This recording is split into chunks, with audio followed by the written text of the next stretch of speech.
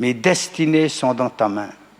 Une autre version va nous dire, Seigneur, à tout moment, ma vie est entre tes mains. Moi, je l'ai reçu ça il y a exactement 6 ans en arrière, quand j'étais atteint du cancer. C'est frappant, on parle beaucoup de calendrier ce soir. C'était dans un calendrier qui se trouvait dans un studio aux Ouches. Anna, tu sais ce que ça veut dire. J'étais percuté par ce verset, ça m'a tenu dans les problèmes de santé que j'ai à l'époque, mais je le garde pour moi encore aujourd'hui comme une parole profonde qui m'habite. Et je peux dire, Seigneur, ce qui compte, c'est que je sais qu'à tout moment, ma vie, notre vie, ta vie est vraiment entre ses mains. Que son nom soit béni. Gloire à Dieu. Gloire à Dieu. Merci, Seigneur. Oui. Alors, avant de vous parler, donc, je lisais 2-3 choses, entre autres une de mes lectures actuelles. Et je dis, mais ça va bien avec ce que je vais partager. J'étais étonné de voir tout ce qui allait dans le sens que je souhaitais vous partager. Bon, on est toujours limité dans le temps, ça va de soi. J'étais en train de lire un livre de Neil Anderson sur la délivrance.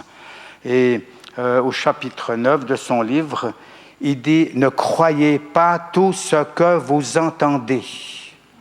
Ne croyez pas tout ce que vous entendez. » Je me permets de lire quelques lignes.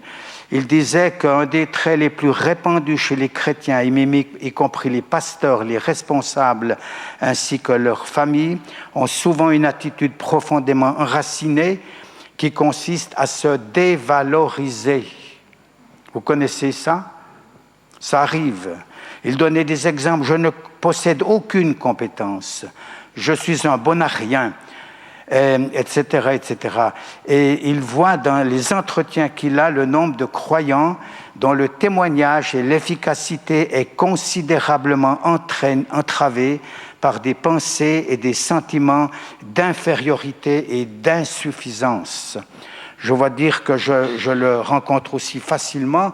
Et nous-mêmes, moi-même, je peux de temps en temps aussi être affecté par cela, n'est-ce pas? On peut tous l'être touchés.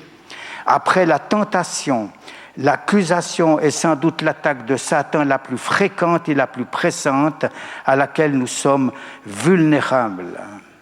Mais par la foi, nous sommes entrés dans une relation éternelle avec le Seigneur Jésus-Christ. En conséquence, nous sommes morts au péché et vivants pour Dieu, et nous sommes désormais assis avec lui dans les lieux célestes. Ce serait toute une prédication, ça. Contrairement à ce que nous pensons trop souvent en Christ, nous avons de la valeur, nous sommes compétents et nous sommes doués. Satan ne peut absolument rien changer à notre position en Christ et à la valeur que nous avons aux yeux de Dieu. En revanche, il peut nous rendre pratiquement inopérants s'il parvient à nous faire prêter l'oreille et croire à ces mensonges insidieux qui nous accusent d'avoir peur, d'avoir peu de valeur aux yeux de Dieu ou aux yeux d'autrui. C'est très fort, ça, simplement. Et finalement, quand il arrive à la fin de ce chapitre, il terminera en disant « Mettez vos sentiments à l'épreuve, amenez toute pensée captive, ne croyez rien de ce que Satan vous dit à votre sujet. Il s'agit d'un mensonge. Croyez tout ce que Dieu dit à votre sujet. Il s'agit de la vérité qui nous rend libres, qui nous rend libres, qui me rend libre, qui te rend libre. » Alléluia. Que son nom soit béni. Gloire à Dieu.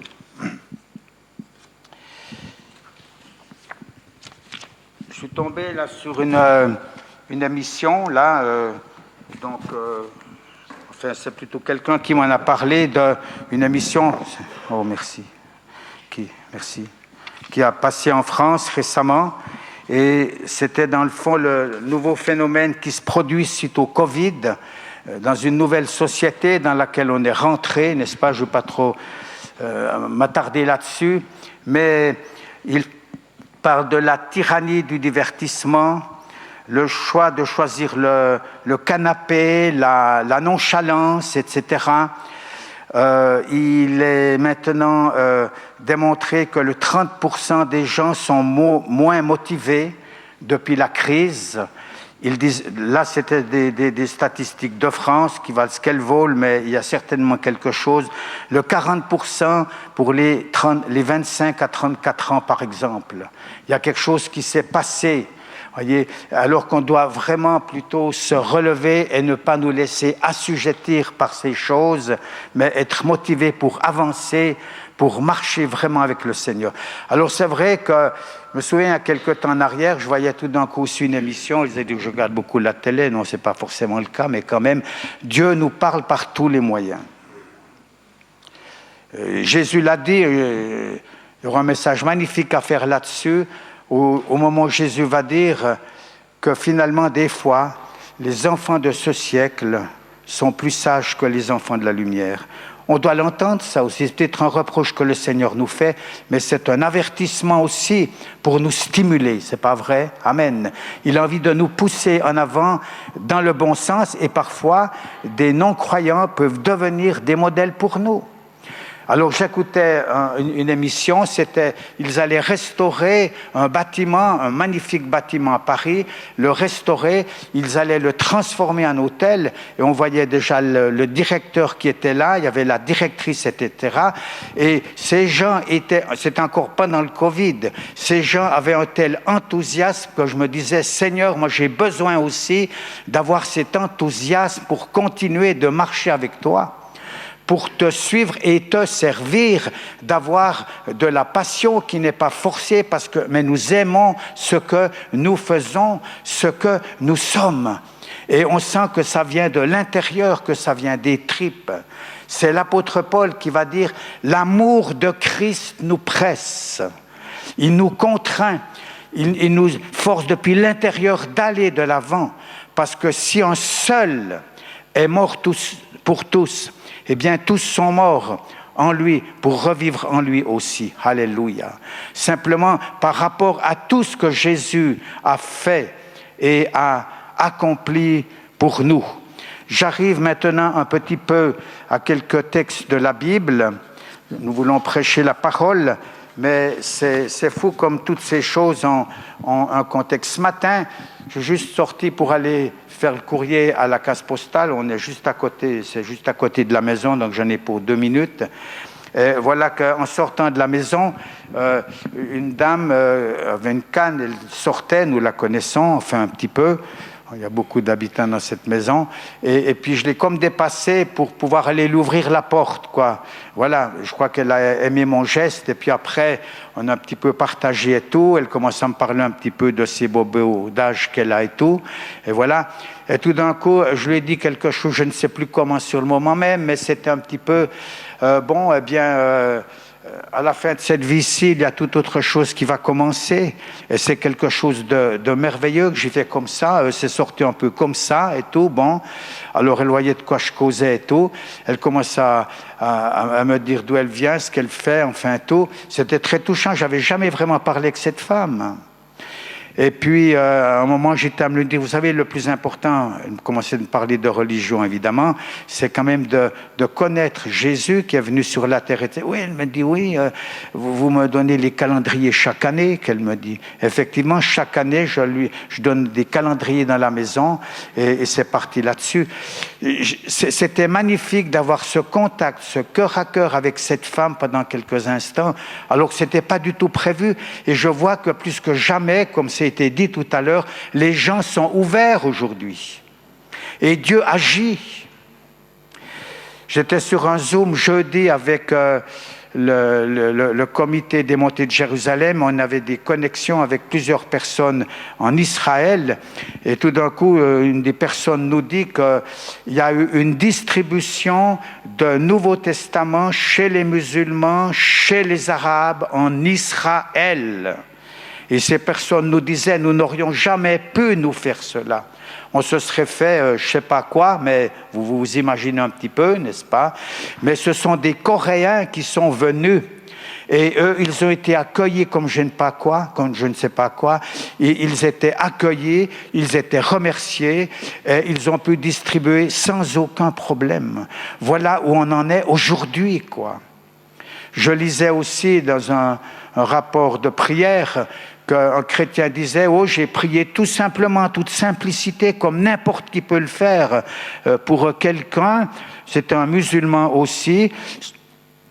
Tout simplement, 2 semaines plus tard, cette personne, chez elle, a été visitée par Jésus.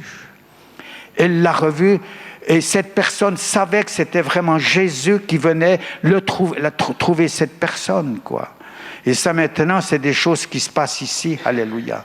Et nous ne voulons pas nous contenter d'entendre des choses, mais être stimulés vraiment pour avancer. Et c'est pourquoi je vais te parler de quelques paroles ce soir, où il est question de il faut. Alors vous allez me dire, voilà, on va en rajouter une couche parce qu'on en fait déjà pas mal, et patati et patata. Et moi, j'ai une certaine hésitation de le faire, il est vrai, parce que je le sais, on est tous pas mal préoccupés. Qu'est-ce qu'on va encore rajouter? Mais nous voulons nous baser, nous, sur les paroles du Seigneur, c'est pas vrai? Alléluia. Et s'il le dit, c'est que c'est certainement vrai, quoi. C'est certainement vrai. Dans la parole, quand il écrit « il faut », c'est une pressante injonction qui n'est peut-être pas populaire pour nous, il est vrai, mais plus de 70 fois, 70 fois dans le Nouveau Testament, nous trouvons ce terme. C'est pas mal. Quelquefois, une trentaine de fois, il est rendu par le verbe devoir, vous devez ou je ne sais pas quoi, mais là tout de suite, attention, on va où là? Et ça peut se comprendre, mais le sens de ce texte est une nécessité impérative, un choix qui, dans bien des cas, n'appelle pas une option et même parfois même une remise à plus tard. Il y a une urgence aujourd'hui quand on voit tout ce qui se passe, vous êtes d'accord, les temps sont comptés. J'aime bien quand on dit « si c'était ma dernière journée », comme tu l'as dit Laurent. J'essaye par la grâce de Dieu que chaque journée soit un événement, soit quelque chose d'unique, où il y a quelque chose qui va se passer avec Dieu. On ne connaît peut-être pas le programme, mais nous voulons vraiment vivre maintenant de plus en plus par lui et au travers de lui, quoi. Ça, c'est clair. Alors, par exemple, nous connaissons le texte dans l'évangile de Jean où il est dit, il faut que vous naissiez de nouveau. Vous allez me dire, mais qu'est-ce que tu me racontes ce soir? On est convertis, je suis né de nouveau, etc., etc. Nous devons continuer d'annoncer l'évangile. Et là, il y a comme une nécessité, effectivement, Jésus la voit pour cet homme Nicodème. Nicodème était un juif. Il connaissait toute la loi, il pratiquait le jeûne, il pratiquait la prière. Ce n'est pas mis dans le texte, mais c'est une évidence. Et un beau jour, il vient de nuit pour rencontrer Jésus et il lui dit « Nous savons que tu es un docteur ». Jésus enseigne avec autorité, venu de Dieu, parce que personne ne peut faire les miracles que tu fais. Jésus rentre vraiment en communication avec lui. Vous trouvez ce texte dans l'évangile de Jean, chapitre 3, n'est-ce pas? Et on voit Jésus dans ces partages qu'il a avec les gens. Il ne perd pas le fil, mais souvent il amène les gens tout de suite beaucoup plus loin, parce qu'il voit beaucoup plus loin le besoin de cette personne. Et très vite, il va lui dire, il faut que vous naissiez de nouveau. Il s'adresse à lui, mais certainement aussi à tout le peuple. Vous devez naître de nouveau. Ne t'étonne pas que je t'ai dit, il faut que vous naissiez de nouveau. Ça mène un petit dialogue, évidemment, parce que il ne comprend pas très bien. Il se dit, mais je ne peux quand même pas rentrer le sein de sa mère. Nous connaissons l'histoire. Il s'agit bien sûr d'une naissance d'un autre ordre, mais Jésus veut arriver à lui dire que ça peut amener chez lui une transformation complète qui est d'origine divine. Jésus va dire, tu vas naître d'en haut. D'en haut qu'il va lui dire. Naître de nouveau, naître d'en haut, est-il dit dans le texte. Et je pense que là, devait amener cet homme dans un texte d'Ézéchiel, par exemple, où il y a une promesse comme ça qui est là, où il est dit au chapitre 36, « Je vous donnerai un cœur nouveau et je mettrai en vous un esprit nouveau. » C'est une promesse de Dieu au travers d'Ézéchiel. « J'ôterai de votre corps le cœur de pierre, je vous donnerai un cœur de chair, je mettrai mon esprit en vous et je ferai en sorte que vous suiviez mes ordonnances, que vous observiez et pratiquiez mes lois. » Alléluia. C'est fabuleux, quoi. Et quand je suis allé dans Ézéchiel, justement pour voir ça un peu de plus près, effectivement, juste avant, il a aussi dit, le Seigneur dit, « Je répandrai sur vous une eau pure. » C'est le même passage. « Et vous serez purifiés, et je vous purifierai de toutes vos souillures et de toutes vos idoles. » Alléluia. Et juste avant, il a encore dit, c'est l'Éternel qui parle à Ézéchiel, « Je sanctifierai mon grand nom qui a été profané parmi les nations, que vous avez profané au milieu d'elles. Les nations sauront que je suis l'Éternel, dit le Seigneur l'Éternel, quand je serai sanctifié par vous sous leurs yeux. » Voyez que la transformation que ces gens allaient vivre peuvent amener vraiment, finalement, à glorifier Dieu au travers de ces vies qui sont transformées. C'est ça aussi, je crois, vraiment la nouvelle naissance. Et pour nous, il s'agit bien sûr de faire appel à Jésus, Sauveur et Seigneur, et de pouvoir vraiment le vivre au quotidien. Jésus dira encore dans cet évangile, « Et comme Moïse éleva le serpent dans le désert, il faut que le Fils de l'homme soit élevé. » C'était une nécessité, et sans cette élévation, nous ne serions pas sauvés. Et si nous-mêmes, nous ne passons pas par cette nouvelle naissance, c'est la même chose. Il faut que cette parole il faut de même que le Fils de l'homme soit élevé, afin que quiconque croite en lui ait la vie éternelle. C'est prodigieux, ça, vous ne trouvez pas? Le Seigneur fait de nous des hommes et des femmes nouveaux. Si quelqu'un est en Christ, il est en train de devenir une nouvelle création. Les choses anciennes sont passées et voici, toutes choses deviennent nouvelles. Et je vois que cette transformation, elle se continue maintenant dans nos propres cœurs, dans nos propres vies. Et comme Moïse avait élevé ce serpent, il s'agit maintenant de regarder à Jésus qui a aussi été élevé de la croix, et c'est le signe le plus grand de l'amour de Dieu. C'est dans ce passage que nous trouvons aussi Jean 3,16, exactement dans ce contexte, « Car Dieu a tant aimé le monde qu'il a donné son Fils afin que quiconque croit en lui ne périsse point, mais qu'il ait la vie éternelle. » Amen. Waouh, c'est extraordinaire.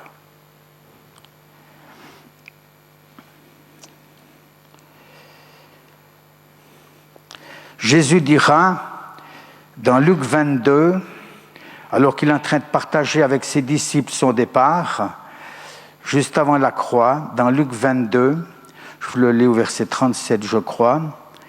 « Car je vous le dis, il est en train d'annoncer aussi d'ailleurs le reniement ici, je vous le dis, il faut que cette parole qui est écrite s'accomplisse en moi. » Quelle est cette parole? Il a été mis au nombre des malfaiteurs. Elle va s'accomplir. Amen. Mais vous voyez que toutes ces paroles qu'on prononce, elles sont déjà dans le Premier Testament. Toute la vie de Jésus est déjà écrite, mais il faut que cette parole s'accomplisse. Et un peu plus loin, au chapitre 24, verset 25, par exemple, juste après, là, c'est plus la croix, c'est déjà à la résurrection. Chapitre 24, verset 25 et suivant, il est dit ceci, je vous le lis. « Ô homme sans intelligence et dont le cœur est lent à croire tout ce qu'ont dit les prophètes, ne fallait-il pas, amen, oui, il le fallait, ne fallait-il pas que le Christ souffrit ces choses et qu'il entre dans sa gloire ?»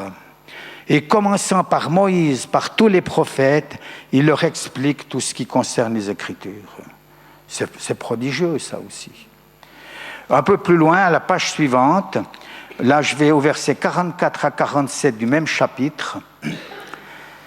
On est là sur le... Oui. C'est là ce que je vous disais, verset 44, lorsque j'étais encore avec vous, qu'il fallait que s'accomplisse tout ce qui est écrit de moi dans la loi de Moïse, dans les prophètes, etc., etc. C'était le programme que le Seigneur avait et ce programme a permis que nous puissions être sauvés et que nous puissions recevoir le salut. Toutes ces histoires, moi je les trouve magnifiques, magnifiques, magnifiques. Il y a plusieurs passages comme ça où il y a ce « il faut ». Si je le dis, eh bien vous allez dire « oui, mais ce n'est pas moi, ça c'est Jésus ». Nous sommes appelés à suivre Jésus. Amen. Nous sommes prêts à l'imiter. Nous sommes amenés à rentrer dans son sillage.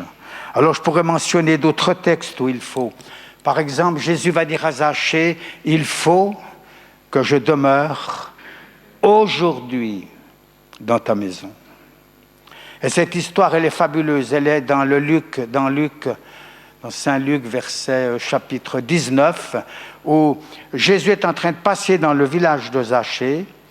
Il est petit, il y a beaucoup de monde, et il se dit, il faut que je me planque quelque part pour le voir. Il grimpe sur un sycomore. Peut-être même qu'il s'est caché, ou il n'était pas trop qu'on le voit, parce qu'il n'était pas très bien vu par la population.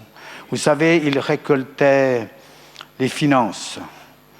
Et puis, il en mettait toujours un petit peu de côté aussi pour lui. Encore en supplément, voyez un petit peu le bonhomme que c'était. Il était vraiment dans une situation difficile. Je ne sais pas ce qui s'est passé pour lui. Moi, je me réjouis de le rencontrer. On aura tout le temps pour lui poser les questions, on va voir tous les détails, ce sera super. Mais en tout cas, on s'imagine des choses, n'est-ce pas? Mais il a dit, il faut que je vois ce Jésus, si vraiment c'est ça, quoi. Il voulait simplement le voir. Mais il avait un grand problème, cet homme, relationnel, etc. On ne veut pas étaler ça là-dessus maintenant. C'est toute une histoire en soi extraordinaire.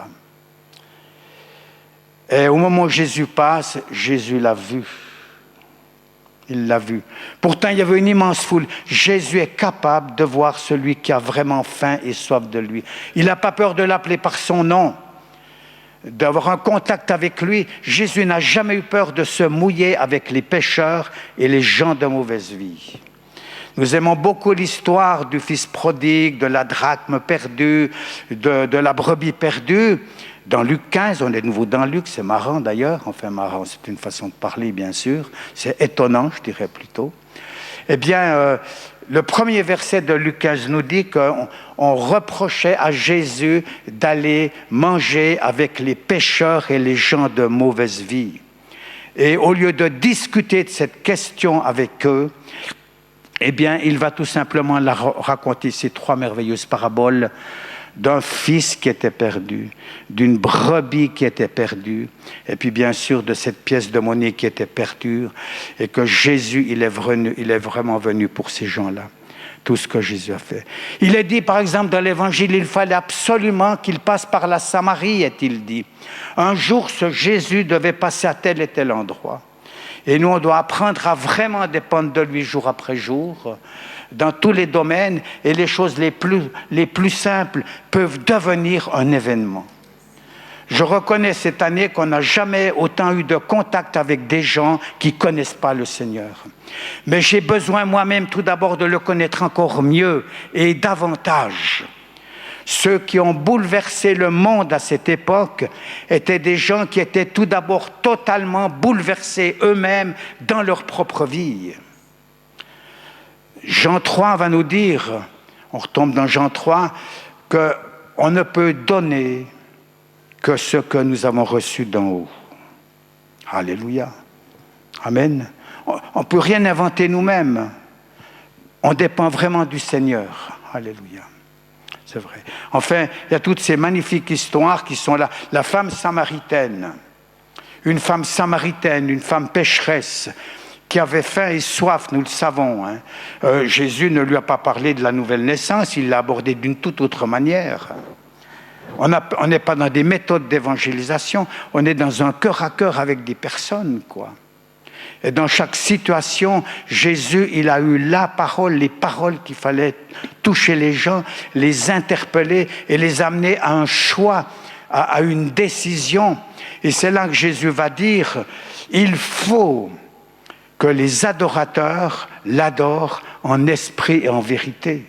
Dans ce contexte-là, ces gens de mauvaise vie deviennent des adorateurs en esprit et en vérité. Il faut que le Père cherche des adorateurs et il faut que ces adorateurs l'adorent en esprit et en vérité. Voilà les attentes du Seigneur. Est-ce que c'est un poids pour nous? Est-ce que c'est un fardeau ou non? Ça dépend de comment nous voyons le Seigneur. Peut-être que nous avons besoin d'être débarrassés d'un certain nombre de choses. C'est possible, c'est possible. Mais en tout cas, je vois que lorsque Jésus a appelé ses disciples, c'est dans l'évangile de Marc d'ailleurs, il avait passé toute la nuit à prier. C'est un homme très actif, Jésus, très actif, mais il savait s'arrêter. Il passait toute la nuit dans la prière. Et nous aussi, nous avons besoin d'avoir ces temps à part devant Dieu pour recevoir ce qu'il veut bien nous apporter. Pas seulement pour nous, mais ensuite aussi pour pouvoir le transmettre. Et c'est extraordinaire, quoi. Alors voilà, il a appelé ses disciples, mais il a dit qu'ils sont venus vers lui. Ah ouais. Il les a appelés pour qu'ils viennent vers lui et pour qu'ils soient avec lui. Amen. Et pour les envoyer, et pour chasser les démons, et pour ceci. Et il y a un certain temps en arrière, pas très longtemps d'ailleurs, je réalise mais qu'il y a quelque chose que je dois changer dans ma propre vie, même par rapport à mon service. La première chose qui allait compter, ce que Jésus voulait avant de les envoyer, avant de les utiliser, c'était pour qu'ils soient avec lui. Il peut faire sans nous, mais il a décidé de ne pas faire sans nous. Et sans lui, nous ne pouvons rien faire. Et tout ça, ça devient vraiment des nécessités comme une sorte d'urgence. On ne va pas voir les 70 passages qui concerneraient ce sujet. Il y en aurait d'ailleurs bien d'autres qui vont dans le même sens. Mais je prendrai encore un dans l'épître de Paul aux Corinthiens. C'est au chapitre 1 Corinthiens 15, c'est le chapitre sur la résurrection. Et là, nous pouvons lire, je crois, le verset 24, à partir du verset 24, où il y a aussi un « il faut » qui vient. J'espère que ça n'écrase personne, parce que normalement, ce que le Seigneur nous dit, c'est vraiment là pour nous dégager, pour nous libérer, et puis pour rentrer de plus en plus dans sa volonté. C'est aussi simple que ça. En tout cas, ce n'est pas le message que je voudrais vous apporter. Mais on a besoin de toi, Seigneur, de ta sainte présence, etc. Alors, verset 24, je crois que vous l'avez là. Non, il va venir peut-être. Merci beaucoup, cher Samuel. Si tu le mets, 1 Corinthiens 15, 24, si tu l'as. Voilà. Alors, voilà. Ensuite viendra la fin, quand il remettra le royaume à celui qui est Dieu et Père, après avoir détruit toute domination, toute autorité et toute puissance. Et puis le verset suivant, on est dans le 25, voilà. Car il faut, ce « il faut-là », il n'est pas encore complètement accompli. Il est en voie d'accomplissement. Alléluia. Nous sommes dans cet âge-là, dans cette période-là, car il faut qu'il règne jusqu'à ce qu'il ait mis tous ses ennemis sous ses pieds. Nous en sommes là maintenant. Nous proclamons l'incarnation du Sauveur, sa venue sur la terre dans une chair semblable à nous. On va d'ailleurs vers ces fêtes, il y a même ici déjà les bougies de l'Avent qui sont là. Demain, c'est le premier dimanche de l'Avent, ça nous prépare petit à petit à rentrer dans ces célébrations extraordinaires. Manifesté en chair, mort sur une croix, enseveli avec lui, ressuscité avec lui. Alors j'abrège, Il est même dit que nous sommes avec lui, assis avec lui. Si Jésus a pu s'asseoir, c'est qu'il avait fini son travail. Et depuis là, il commence déjà de régner. Et quand vous êtes là, à l'ascension, à l'élévation de Jésus, qui n'est plus l'élévation de la croix, il fallait aussi qu'il soit élevé dans ce sens-là. Et maintenant, il faut qu'il règne jusqu'à ce que. Nous sommes dans cette période. Mais dans les lettres aux Éphésiens, il est écrit que nous sommes avec lui et que là où il est à la droite du Père, il est là au-dessus de tout nom, de toute puissance, de toute autorité. C'est le premier chapitre Éphésiens. Et ceci, déjà dans l'âge présent, donc dans l'âge et dans tous les âges, les siècles à venir. C'est une garantie totale. Vous voyez un petit peu le salut merveilleux dans lequel nous sommes et que nous voulons proclamer au monde qui de plus en plus est en désespérance. Voilà l'urgence dans laquelle nous sommes. C'est extraordinaire. Et c'est pour ça que quand Jésus est arrivé à la droite du Père, c'est l'accomplissement du psaume messianique 110 qui dit « Assieds-toi à ma droite, jusqu'à ce que je fasse de tous tes ennemis ton marchepied. » Jésus a déjà totalement remporté la victoire. Chaque fois que quelqu'un se tourne vers lui, c'est une victoire. Chaque libération est une victoire. Chaque conversion, chaque demande de pardon, chaque démarche que nous faisons dans le sens de ce qu'il veut, dans chaque proclamation, dans chaque détail de nos vies. Tout a de l'importance pour nous. Non seulement les choses spirituelles, mais le monde visible, physique dans lequel nous sommes. Et chaque moment est inscrit pour l'éternité. Et nous voulons marcher dans cette dynamique, en tout cas je le désire de plus en plus, malgré toutes mes faiblesses, toutes mes fragilités, toutes mes incompréhensions, mais au moins par la grâce de Dieu de continuer là-dedans. Alléluia. Dieu n'attend pas de nous d'être des gens parfaits, des saints. C'est vrai que nous tendons, d'ailleurs ça a été dit tout à l'heure aussi, c'est Paul qui va dire « Celui qui a commencé en nous cette bonne œuvre, il va la rendre parfaite. » Pas pour le culte de dimanche prochain. Oui, j'espère que ce sera déjà mieux, qu'il y aura un petit progrès. Mais pour le jour de Christ, au moment où il revient, n'est-ce pas? Mais pour le moment, il est là, à la droite du Père. Et vous savez que ce psaume 110, « Assieds-toi à ma droite », je l'ai entendu par plusieurs prédicateurs ces derniers temps. Je l'ai aussi lu dans un bouquin, je n'ai pas été vérifié. C'est le texte, la citation biblique, ou en tout cas l'allusion à ce psaume-là, qui est le plus souvent cité dans le Nouveau Testament. C'est impressionnant. Lisez simplement l'Épître aux Hébreux, rien que pour voir combien. Et c'est notre positionnement aussi. Et il faut qu'il règne. Merci Seigneur. Nous sommes dans cette position de victoire. Que son nom soit béni. Alors, quel contraste parfois à ce que nous sommes ou ce qu'on n'est pas encore, mais ça ne fait rien. C'est Jésus qui va dire aussi, il faut premièrement que la bonne nouvelle soit prêchée à toutes les nations. C'est une nécessité.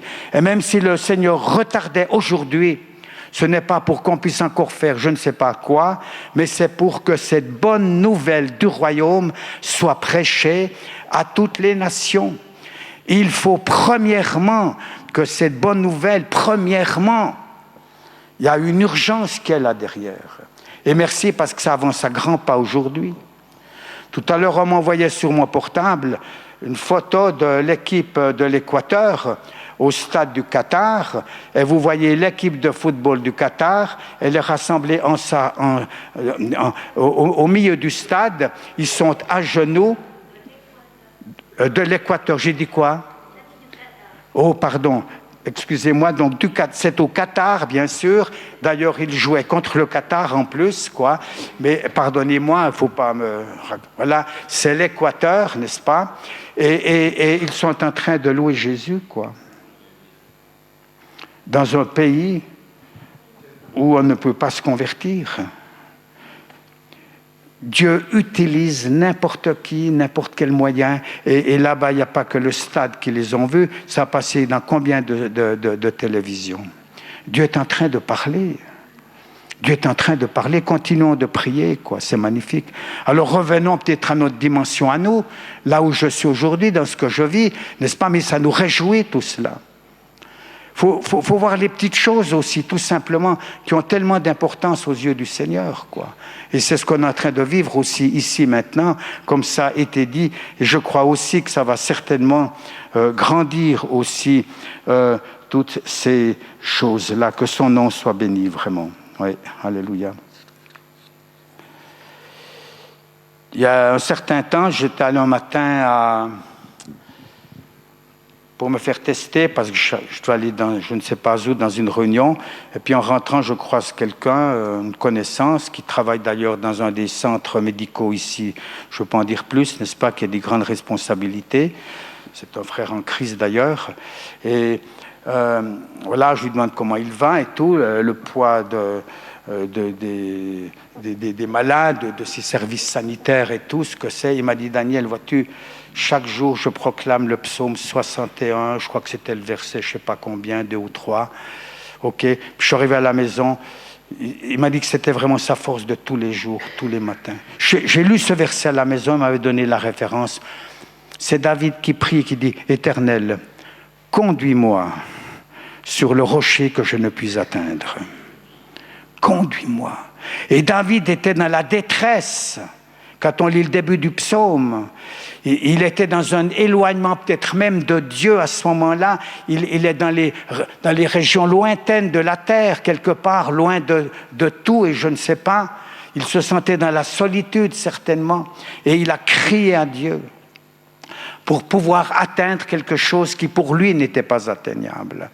Je priais pour ce frère, bien sûr, et puis après, tout à coup, ce verset est comme venu pour moi aussi, et je l'ai pris. C'est un moment où j'allais commencer des cultes dans un EMS, ici à Genève, et je n'étais pas habitué à faire ça. Le Seigneur nous fait rentrer dans des choses nouvelles, qu'on n'a jamais faites. Alors oui, tu te sens petit, tu te sens faible, mais ne nous habituons pas, même pour les choses que nous connaissons, que nous croyons connaître.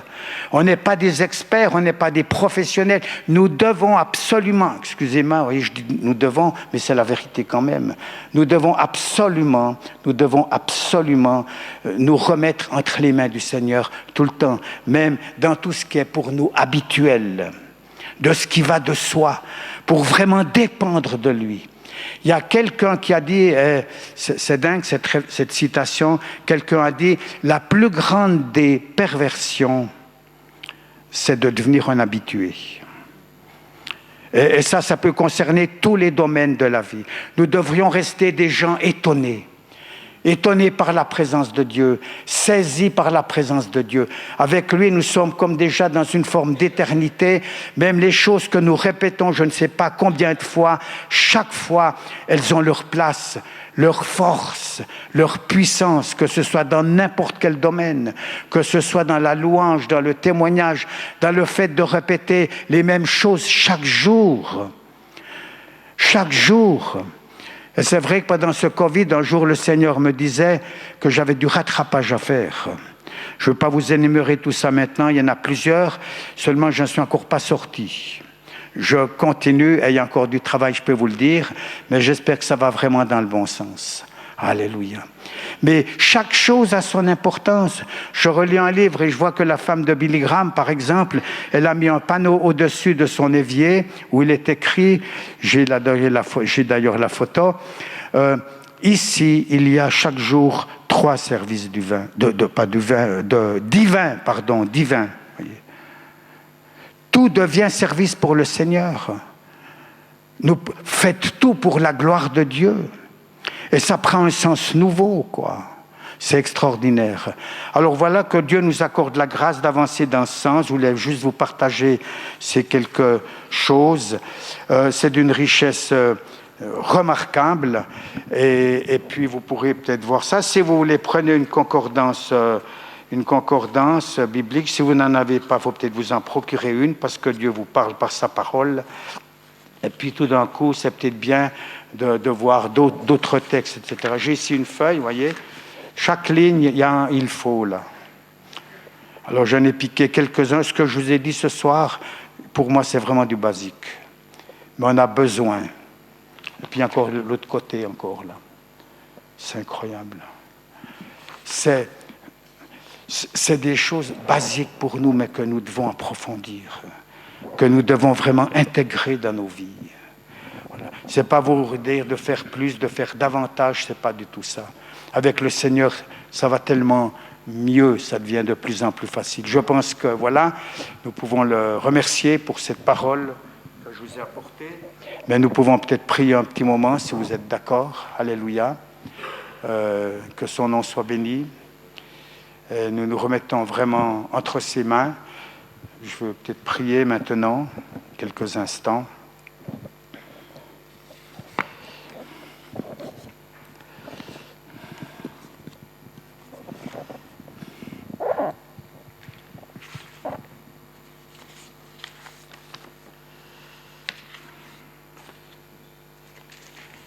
Seigneur, béni sois-tu de nous avoir rassemblés ce soir pour te louer, pour t'adorer, pour entendre ta parole. Je veux bénir mes frères et sœurs ici présents, chacun de nous, chacune, nos familles, nos connaissances, nos relations. Je veux bénir aussi tous les responsables qui sont engagés ici, mais chacun que tu connais vraiment au plus profond de son cœur. Je crois que chacun t'aime, Seigneur, et désire vivre et marcher avec toi, continue avec toi dans les temps qui sont là, où il y a des fois des choses difficiles qui peuvent arriver, mais tu permets même que ces choses nous permettent d'aller plus loin avec toi et d'en sortir quelque chose qui est bon, et je t'en bénis de tout mon cœur. Seigneur, rends-moi sensible à toi, rends-nous sensibles à ta voix, rends-nous sensibles à ta parole, permets-nous de mémoriser ta parole, de la repasser dans notre cœur. Et comme il est dit, si tu confesses de ta bouche le Seigneur Jésus, et si tu crois dans ton cœur, tu seras sauvé. Peut-être que nous savons que nous l'avons déjà fait depuis longtemps, mais nous pouvons le refaire chaque jour avec toi, Seigneur.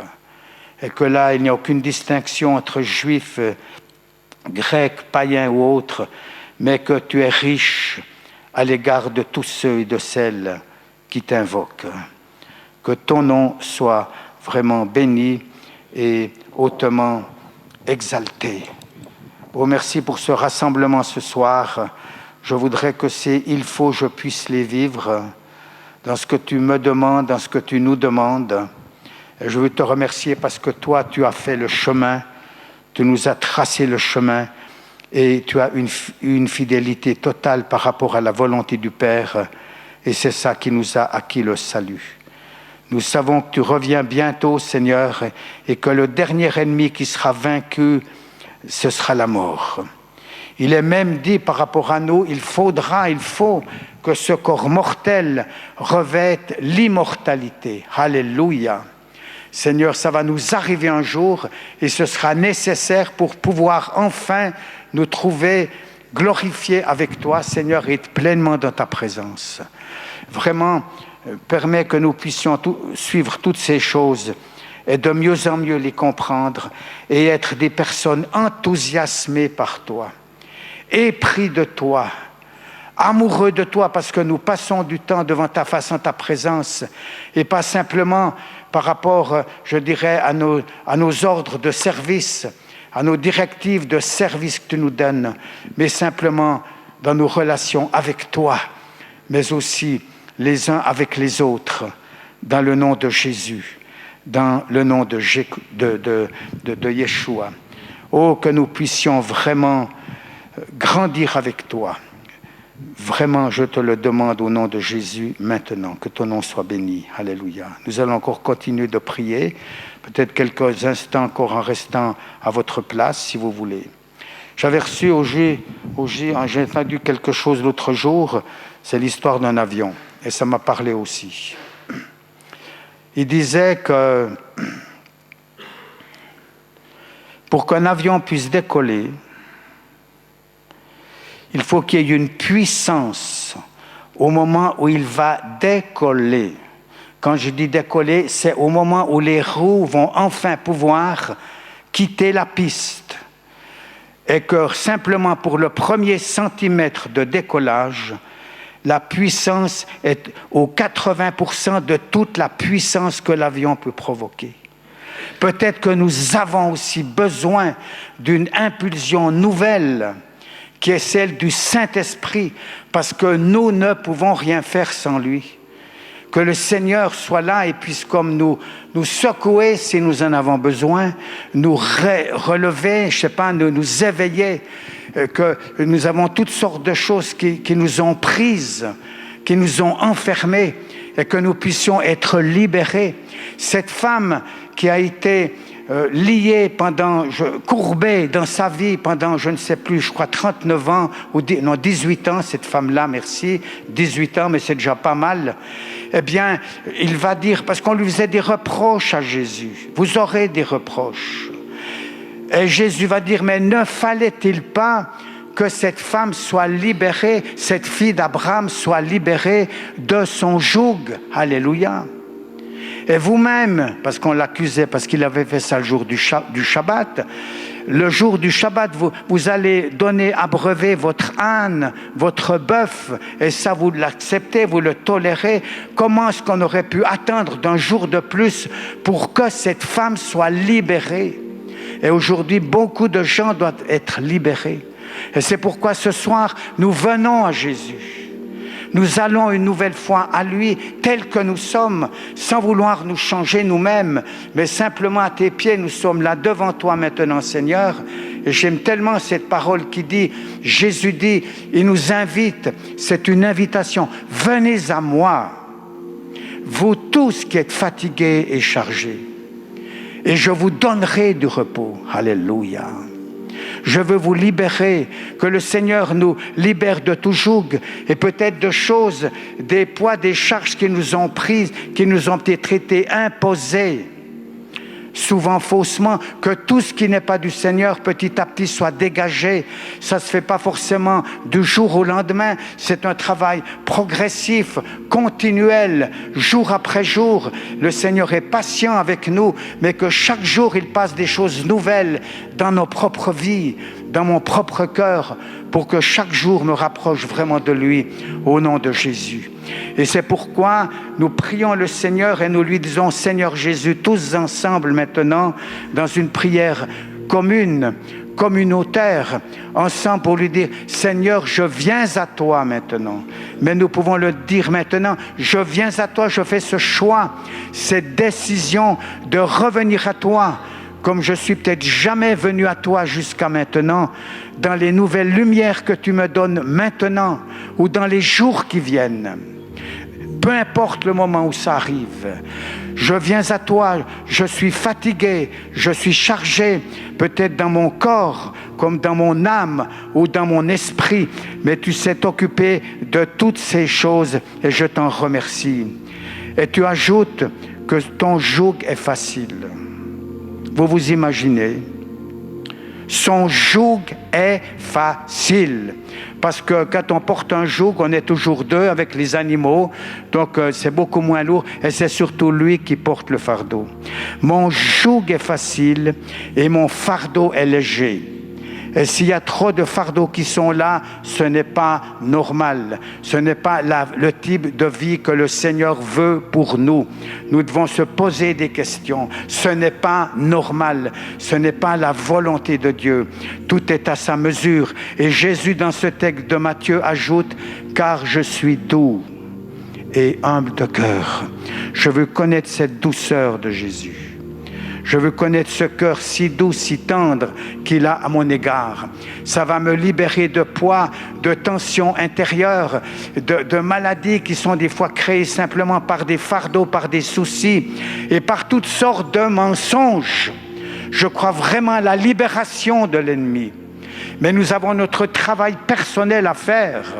Nous avons des choix à faire et personne ne pourra les faire à notre place. Et souvent, ce sont des choses toutes simples. Que le Seigneur nous bénisse et que comme la promesse avait été faite à Ézéchiel pour le peuple de Dieu d'être libéré de toutes leurs idoles, de leurs fardeaux et tout, pour que l'Éternel puisse être sanctifié aux yeux de son peuple, être glorifié aux yeux de son peuple, parce que nous sommes vraiment de nouvelles créatures en Jésus-Christ, eh bien, ça puisse le glorifier. Que même si nous ne disons pas quelque chose, que nous n'ouvrons même pas la bouche, il y a la présence de Dieu qui est là et qui touche les gens. Et je le vois de plus en plus. Nous l'avons beaucoup vécu ces derniers temps, des gens que nous ne connaissions pas et qui ont été touchés, ça ne pouvait pas venir de nous. Et on n'a pas besoin de devenir des prédicateurs. Le Seigneur veut nous utiliser là où on en est, là où j'en suis aujourd'hui. Chaque moment de ma vie peut devenir un événement dans lequel Jésus devient de plus en plus présent. C'est tout un processus. Alors nous remettons à toi, Seigneur, dans cet état d'esprit, dans cette mentalité, Seigneur, pour que nous sachions que ce que nous faisons, c'est selon ta volonté. Et tu nous pardonnes chaque fois qu'on n'est peut-être pas dans le juste. Garde-nous aussi d'avoir tout le temps peur de nous tromper, peur d'être dans une erreur. Tu sais nous corriger, tu sais nous reprendre. Tu utilises même ces choses-là pour nous enseigner quelque chose. Délivre-nous de la culpabilité, des accusations variées que nous pouvons avoir. Au nom de Jésus, nous t'en prions. Bénis ton peuple, bénis-nous ensemble, Seigneur. À toi soit toute la gloire. Bénis pour cette assemblée, bénis pour toutes les assemblées dans cette ville et bien au-delà. Et dans tous les rassemblements auxquels nous pouvons assister, nous t'en remercions de tout cœur maintenant, au nom de Jésus. Merci Seigneur. Nous voulons tout recevoir d'en haut, comme nous l'avons dit tout à l'heure. Nous ne pouvons donner que ce que nous avons reçu d'en haut. Que ton nom soit loué, Seigneur. Et nous voulons le transmettre avec toi, par la foi et par ta grâce, Seigneur. Amen. Amen. Amen. Nous pourrions continuer longtemps, mais nous allons peut-être, ceux qui voudraient venir pour la prière, venez. S'il y a ici quelqu'un, un homme, une femme, un jeune, n'importe qui ne sait pas ce que c'est que la nouvelle naissance, qui a envie de devenir une nouvelle créature, qu'il puisse le devenir. Nous devons à nouveau prêcher l'évangile dans les églises. Nous devons revenir aussi à cela, à donner l'occasion à des gens qui seraient là. Si quelqu'un ne connaît pas Jésus comme son sauveur, tu peux venir ici devant, nous allons prier avec toi maintenant. Nous sommes appelés tous à faire des choix, à prendre des décisions. Et moi, je trouve vraiment que la vie, elle est magnifique. Elle est merveilleuse. Elle est passionnante avec Jésus. Que son nom soit béni. C'est extraordinaire de vivre ce qu'on peut vivre aujourd'hui. Envers et contre tout. Amen. Alors, Dieu vous bénisse. Vous pouvez vous avancer, ceux qui veulent la prière. Myriam viendra, mais je crois qu'il y a aussi une équipe de prière. C'est pas important, celui qui prie, etc.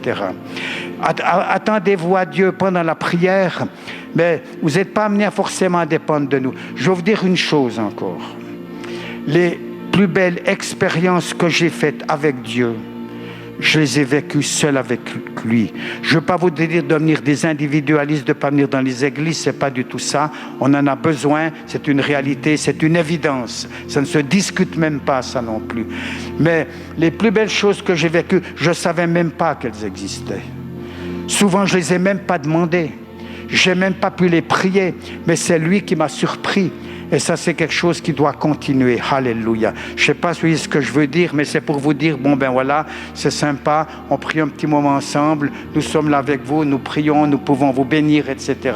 Vous pouvez aussi nous bénir d'ailleurs, il n'y a pas de problème, et vous le faites. Mais c'est ça la maison de Dieu, c'est ça la famille de Dieu. Mais laisse-toi surprendre, il y a des choses que tu dois vivre personnellement et intimement avec ton Dieu. Alléluia. Et ça, c'est quelque chose qui est tellement important, que son nom soit béni. Merci Seigneur. Alors voilà, les cloches sonnent. Je ne sais pas si c'est la fin ou le commencement, peu importe. Mais en tout cas, que son nom soit béni et que Dieu soit avec nous tous. Merci.